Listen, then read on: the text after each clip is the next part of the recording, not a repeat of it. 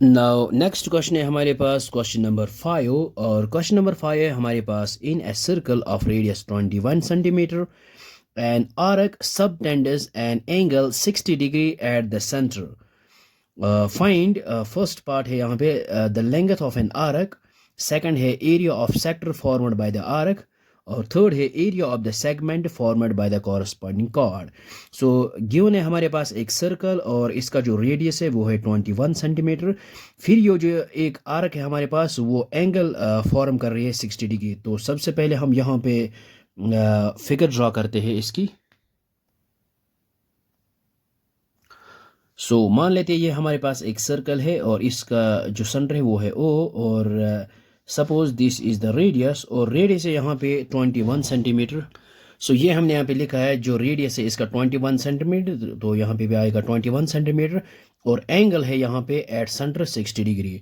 और हमने यहाँ पे फाइंड आउट करना है लेंथ ऑफ एन आर्क। मान लीजिए ये है हमारे पास A C B is the length of arc और यहाँ पे लिखते हैं इसको डी। और सेकंड है हमने यहाँ पे फाइंड आउट करना है एरिया ऑफ सेक्टर। सो ये जो हमारे पास सेक्टर है इसका एरिया फाइंड आउट करना है और लास्ट पे हमने फाइंड आउट करना है area of the segment formed by the corresponding chord. तो मान लेते हैं ये है हमारे पास एक कॉर्ड। सो ये वाला पोर्शन जो है ये एरिया हमने यहाँ पे फाइंड आउट करना है। तो ये सबसे पहले हम यहाँ पे सोल्यूशन लिखते हैं इसका। सो रेडियस है हमारे पास यहाँ पे 21 सेंटीमीटर और थीटा है यहाँ पे 60 डिग्री। और फर्स्ट हम यहाँ पे फाइंड आउट करेंगे लेंथ ऑफ एन आर्क। सो ये हमने यहाँ पे लिखा है लेंथ ऑफ एन आर्क वो आता है theta divide by 360 degree into 2 pi r और थीटा है यहाँ पे 60 डिग्री और डिवाइडेड बाय है 360 इंटू 2 एज इट इज़ और पाई हमने यहाँ पे यूज़ करना है 22/7। तो यहाँ पे आएगा 22/7 इंटू ये है फिर आर और आर है यहाँ पे 21। सो यहाँ पे 0 एंड 0 गेट्स कैंसिल आउट और ये 7 1 और 7 7 इंटू 3 आएगा 21 और यहाँ पे क्या आएगा ये है यहाँ पे 6 1 और 6 6 इंटू 6 आएगा 36 और 3 इंटू 2 आएगा 6। ये इसके साथ कैंसिल आउट हो जाएगा ये और ये, तो यहाँ पे आएगा 22 सेंटीमीटर। सो ये हमने यहाँ पे लिखा है लेंथ ऑफ एन आर्क जो है वो आएगा यहाँ पे 22 सेंटीमीटर। अब है next area of sector. So ये हमने यहाँ पे लिया है area of sector O A C B. तो ये आएगा which is equal to theta divide by 360 into pi r square. So theta की जगह यहाँ पे 60 और डिवाइड बाय 360 डिग्री और पाई की जगह 22/7 इंटू ये है आर स्क्वायर, यहाँ पे आएगा 21 इंटू 21। सो यहाँ पे 0 एंड 0 गेट्स कैंसिल आउट। सो 7 1 और 7 7 इंटू 3 आएगा 21। सो यहाँ पे 6 1 और 6 6 इंटू 6 आएगा 36 और यहाँ पे आएगा 3 इंटू 2 आएगा 6 2 11 और 22। सो ये आएगा हमारे पास। सो 21 इंटू 11 ये आएगा यहाँ पे 231 स्क्वायर सेंटीमीटर आएगा यहाँ पे। सो एरिया ऑफ सेक्टर आया हमारे पास 231 स्क्वायर सेंटीमीटर। नाउ अब हमने यहाँ पे क्या फाइंड आउट करना है, ये भी हो गया है और ये भी हो गया है, the length of the arc और द एरिया ऑफ सेक्टर भी हो गया और अब हमने ये फाइंड आउट करना है area of the segment formed by the corresponding chord. So ये वाला पोर्शन शेडेड पोर्शन जो है ये हमने अब फाइंड आउट करना है। तो इसके लिए हम क्या करेंगे, ये जो है एरिया ऑफ सेक्टर और इसको हम सबट्रैक्ट करेंगे एरिया ऑफ ट्राइंगल, तो ये आएगा हमारे पास शेडेड पोर्शन।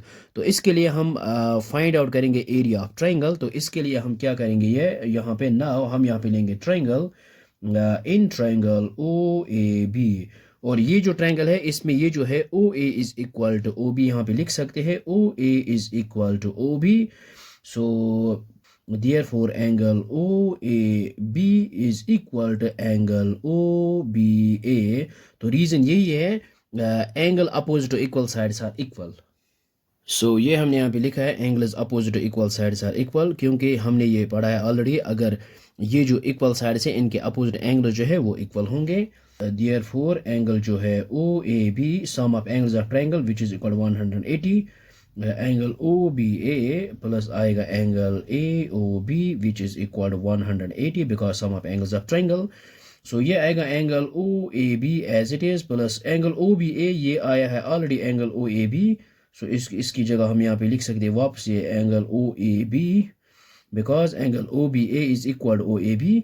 सो प्लस है यहाँ पे A O B, angle A O B ये है यहाँ पे 60 degree which is equal to 180 degree. So ये आएगा angle O A B plus angle O A B, ये आएगा 2 times angle O A B which is equal to 180 degree, और ये 60 को यहाँ पे ट्रांसपोज करते ये आएगा -60 degree.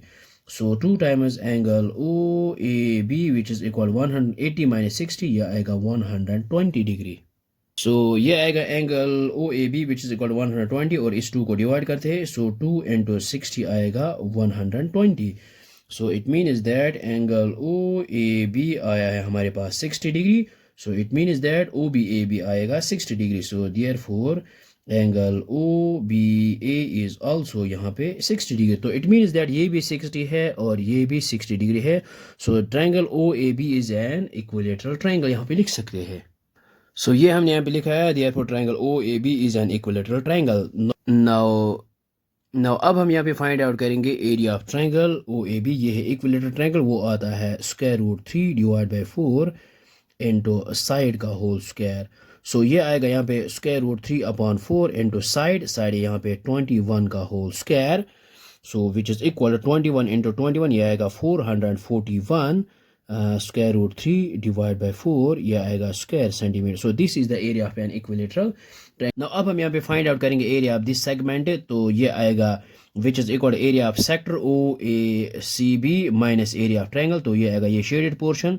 So area of sector हमने यहाँ पे ऑलरेडी फाइंड आउट किया है, यहाँ पे 231 माइनस एरिया ऑफ ट्रायंगल जो है ये है यहाँ पे 441 टाइम्स √3 डिवाइड बाई 4, तो यहाँ पे आएगा whole square centimetre. So I hope आपको यहाँ तक ये समझ में आया होगा, ये बहुत ही आसान है। So thanks for watching this video.